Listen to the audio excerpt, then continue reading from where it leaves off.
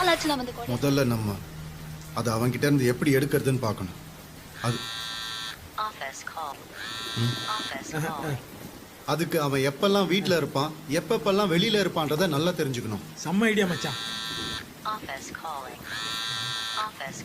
சரி, அதாவது காட்டுக்குள்ள மிருகங்கள் நடமாட்டத்தை கண்டுபிடிக்கிறதுக்காக கோபுரா கேமரா வைக்கிற மாதிரி. ஏய், அதெல்லாம் ஒர்க் அவுட் ஆகாதடா. நான் சொல்றேன் கம்னரா.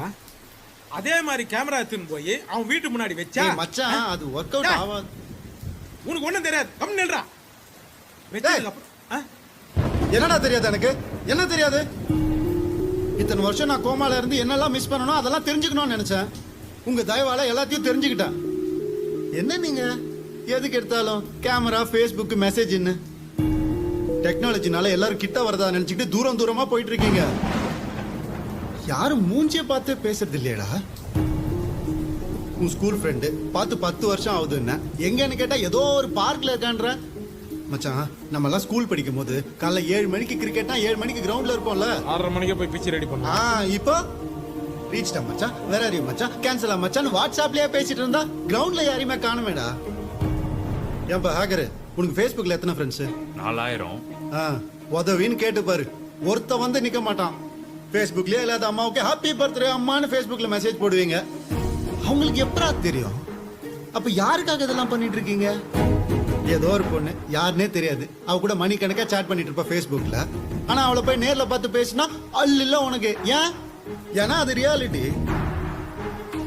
எல்லாரும் ரியாலிட்டியை பார்த்து பயப்பட ஆரம்பிச்சிட்டீங்க. உண்மையான ஃப்ரெண்ட்ஸ், உண்மையான சந்தோஷம், உண்மையான ஆறுதல், உண்மையான பர்த்டே விஷனா என்னன்னு கூட தெரியாம வாழ்ந்துட்டு இருக்கீங்களே. சார், உங்க ஒய்ஃபோட ஃபோன் நம்பர் ஃபோனை பார்க்காம உங்களால சொல்ல முடியுமா சார்? 16 வருஷம் முன்னாடி அவளோட லேண்ட்லைன் நம்பர் எனக்கு ஞாபகம் இருக்கு.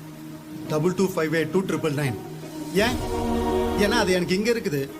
உங்க எல்லாருக்கும் இதுலயே மனுஷனை மெஷினாக்க ட்ரை பண்றீங்க, மெஷினை மனுஷனாக்க ட்ரை பண்றீங்க. அதுதான் எனக்கு எதுக்குன்னே புரியல.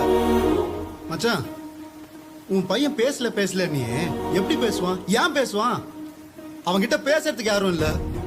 நான் பேசினேன். ஆனா ஒண்ணுப்பா, இத்தனை வருஷம் நான் கோமால இல்ல, நீங்க எல்லாரும் தான் கோமால இருந்திருக்கீங்க. தயவு செஞ்சு எந்திரிச்சிருங்க.